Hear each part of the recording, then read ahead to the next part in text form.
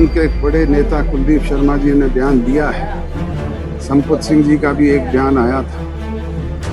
जब उनकी विचारधारा ही इस तरह की है और उनकी विचारधारा के लोग ये कह रहे हैं तो मेरे कहने की जरूरत नहीं है।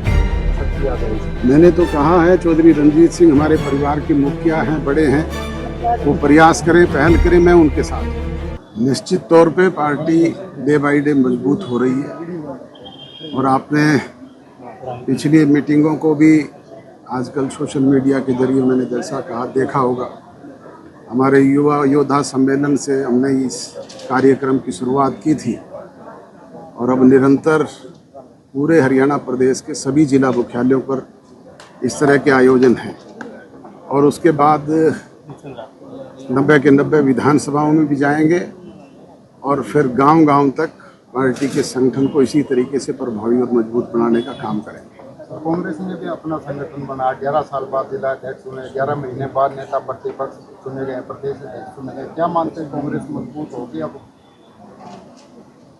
कल ही उनके एक बड़े नेता कुलदीप शर्मा जी ने बयान दिया है। संपत सिंह जी का भी एक बयान आया था। क्या इन लोगों से दोबारा से ताकत हासिल की जा सकती है? जो पार्टी के संगठन के लोग ही इस तरह की बात कर रहे हैं तो मुझे कहने की आवश्यकता नहीं।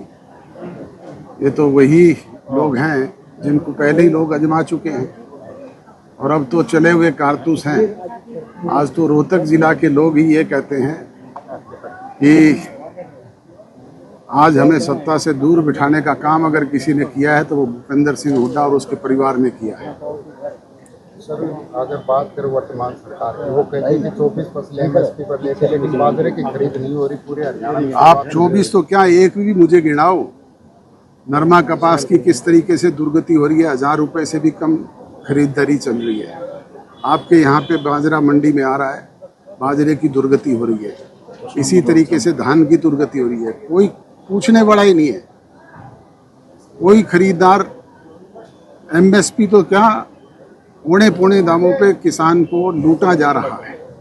सर, आप कह रहे हैं कि जो वर्तमान में नेता है उनको कान पकड़ कर नीचे खींचकर वो बदलाव की जरूरत है, तो बीजेपी के नेता कहते हैं कि कोई कुछ कहो, पूरी जनता मोदी के साथ है, लोग दूसरी पार्टियों को बहकावे में नहीं आएंगे। तो अब निकट भविष्य में जब चुनाव होगा तब पता लगेगा। ये फैसला तो जनता जनार्दन को करना है।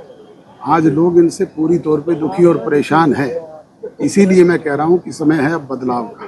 बीजेपी नेता कहते हैं कि लोग उनके साथ है, लेकिन मोहन भागवत कह रहे हैं कि ऐसी ताकतें हैं कि देश को खंडित किया जा सकता है, वो चेता रहे हैं। जब उनकी विचारधारा ही इस तरह की है और उनकी विचारधारा के लोग ये कह रहे हैं तो मेरे कहने की जरूरत नहीं है। अंतिम सवाल, हर नेता खासकर रणजीत सिंह जी, दूसरे नेता भी कहते हैं कि ये परिवार अगर एकजुट हो जाए तो शायद शक्ति आ जाए इसमें। मैंने तो कहा है चौधरी रणजीत सिंह हमारे परिवार के मुखिया हैं, बड़े हैं, वो प्रयास करें, पहल करें, मैं उनके साथ हूँ। कोई सब हरियाणा में अध्यापक पात्रता परीक्षा हुई थी, सीईटी हुई थी, तो उस टाइम कहते 1 महीने में रिजल्ट निकाल देंगे, दो क्या और निकलेगा तब भी लोगों को वही धोखा देने वाली बात होगी।